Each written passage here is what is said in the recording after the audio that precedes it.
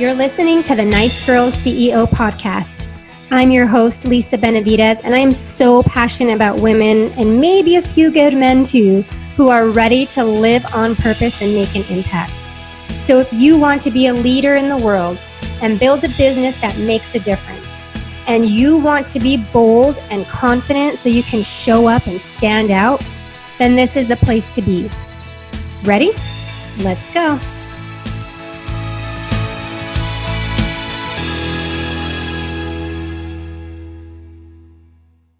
If you're like me, you probably overthink things a lot. And I feel like a lot of women in this online space do, probably women in general. But today on this episode with Rita, she's a guest expert that came on the show. She is a business strategist, has a background in design, and works with different clients in helping them get down to the power of one, which is your target audience, that ideal client, so you know who you're talking to. And we're going to talk about that today. Rita has 4 questions, so grab a pen and paper. We're going to get started, and we're going to have a quick chat around how you find the power of one, so you know who to talk to in your social media content, in all of your marketing materials, branding, all kinds of places that you are trying to reach this person. You got to know who they are first and connect with them. So let's get started.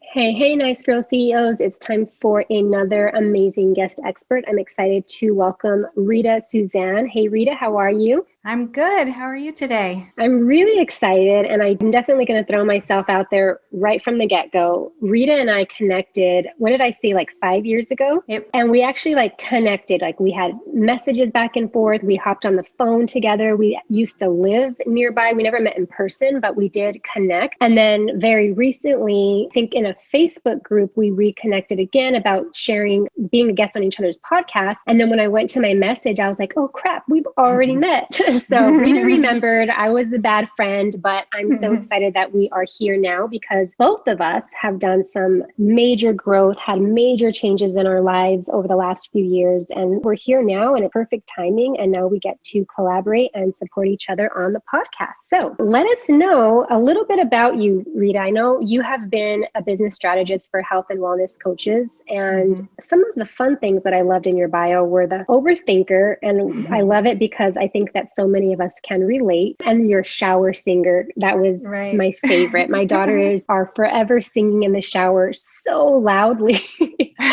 And I think that's always fun to know about who people are. But tell us a bit of your background and how you got started. Sure. I think it was I was working in corporate and I always wanted to be home with my kids. And so I was like, I have to figure out what I can do. And at the time, my boys were so little, I want to say 3 and 5. And so I started listening to this podcast and when I was on my way to work, and then I was like, goodness, if they can do this, I can do this too. So one thing that I realized that everybody wanted was a website. And so I said, I can do this. I taught myself how to make websites and I started there. But what I didn't really understand was I knew how to build a website, but I didn't know the strategy behind the website or the branding aspect of why we have this website and who are we supposed to be talking to. I was just merely focusing on the prettiness of the website outside of that. And so after a while, when I was struggling with some of my initial clients, I started realizing, well, you need to learn a little bit more about branding. And so that's what I did. I started diving more into branding and then a lot more into strategy. And that's been about 7 years almost now. And instead of doing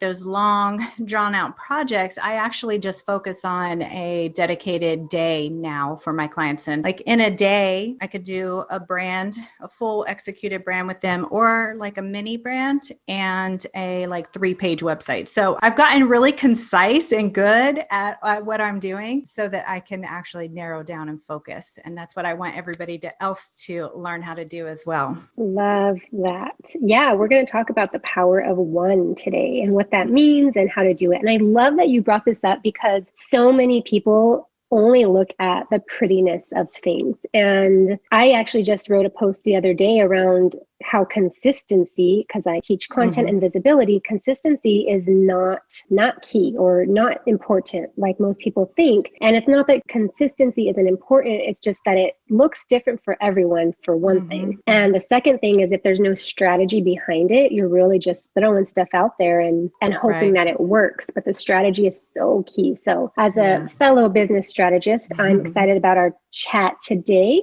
And I know you have some questions that you want to walk us through. So I've got my pen and paper ready. I learn with my audience as I bring guests on here. So teach us some stuff, Rita.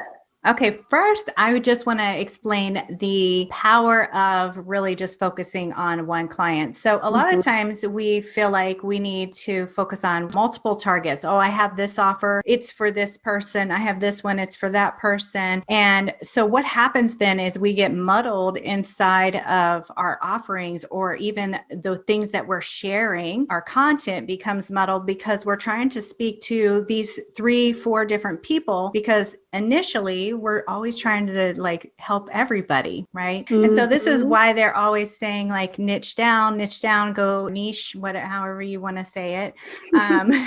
But when you determine the power of one and just really focus on that one person for all of the things, once you get really firm in that person, then you could add on more. But what I find is that you can use that same person and just be speaking to them at different levels of their issues. Okay. So I always think that my clients are me when I first started, right? Like they need the things that I needed when I first started, but different things. And so it's just me in my earlier stages typically. So what I started to do was a very quick branding session to help people, because, you know, a lot of people, they'll give you like this long questionnaire and it has about 20 questions on it. And you just like go through the motions and this is so boring. Pretty overwhelming. Yeah. Why do I need to know where they shop? Why is this important? Like all of these things. And so by narrowing it down to these 4 questions, you can really get to the heart of who the person is that you want to work with or you want to attract to your website and all of these things, because it's not necessarily a client. It could be a visitor or someone to buy from you. But here are the questions, and I'll just kind of elaborate a little bit on them. The first one is, what are the basic facts about her, him, her, whomever? I always use her only because a lot of my, most of my clients are female. So same here. Yes. So the basic facts are this, like you give them a first and a last name so that you can create a connection with them, an age, where they're located in the world. And I always try to say, get really specific. Like, are they in Los Angeles, California? Are they in Atlanta, Georgia? And that's important because it just also creates a connection of the things that they like to do. Like when I lived in California, I liked to go hiking all the time. So these are things that seem trivial, but are important. Are they married? What do they do for work? Or if they don't work, like what kind of business do they have? And the married part is important too, because sometimes when you have a client or a target who is married, they might have to speak to their spouse in order to make that buying decision. Yeah, so true.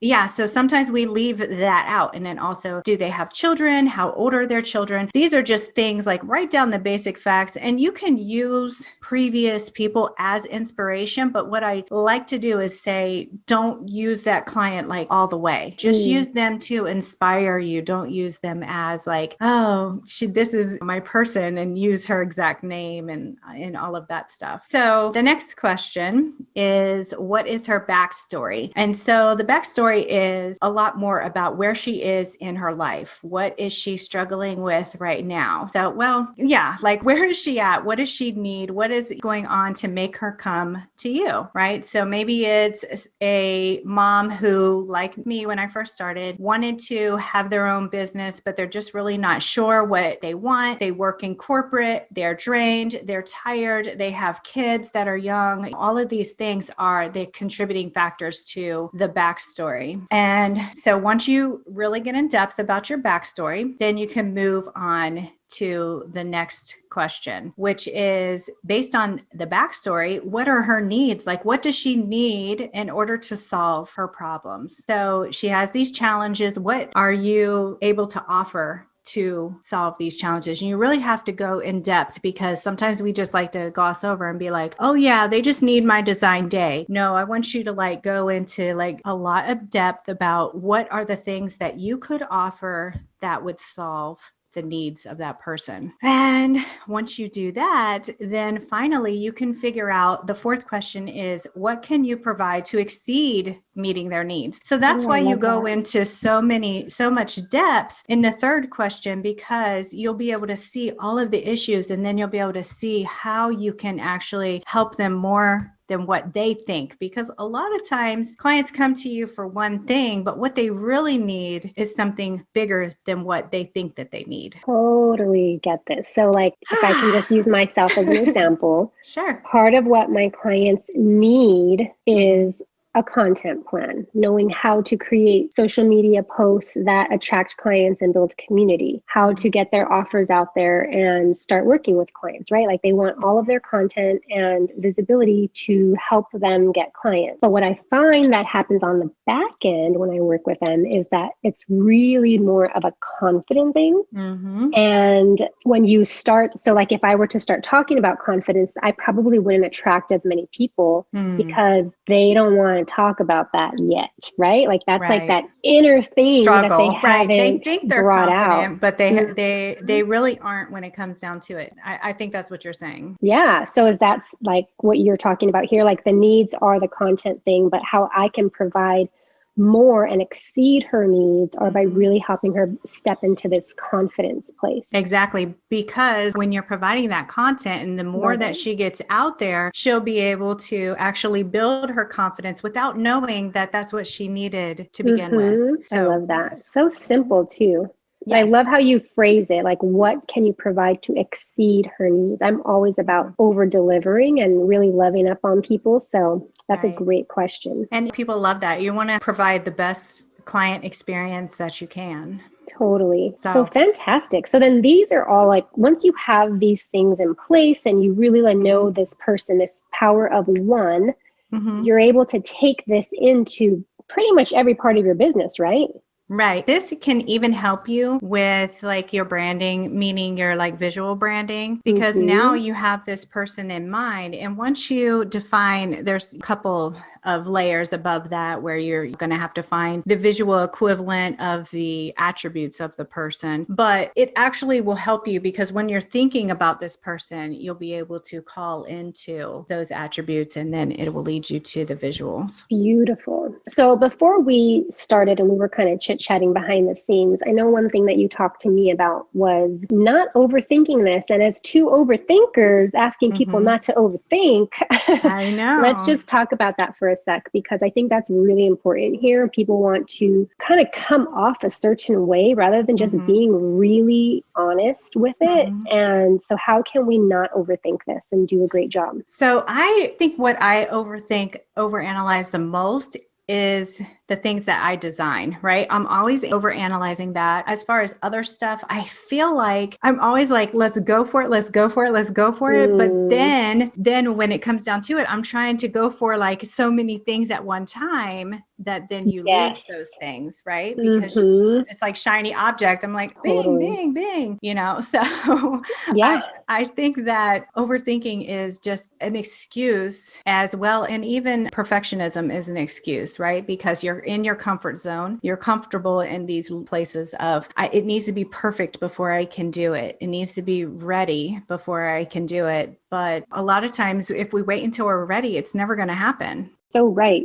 And again, you told me right before we hit record not to overthink something that I've been wanting to do and just to go for it. And so, I think that's a really important thing to talk about, because I want everyone that's listening to know that they have permission to not overthink this and to really just be honest with it so that they can just start doing it, taking action here. Yes, because this is really foundational stuff. And so once you get to this and you really dive deep in it, but also keep in mind that this is something that can change. This doesn't have to be permanent. You can keep this, and then because business sometimes evolves and change, and we start to work with other people. So that doesn't mean you have to keep this person as your one person. You can always pivot and have a new person as your person. Totally. I love that. So good. Well, and I know you have a free resource to share as well for target audience support, and it really dives deeper into these 4 questions, right? Yes. And so it'll explain a little bit of what I've been saying, why you need this, why you should be doing this, and just kind of explains a little bit more. Perfect. So all of the links and ways to connect with Rita, including that free resource, is all in the show notes. So please connect with her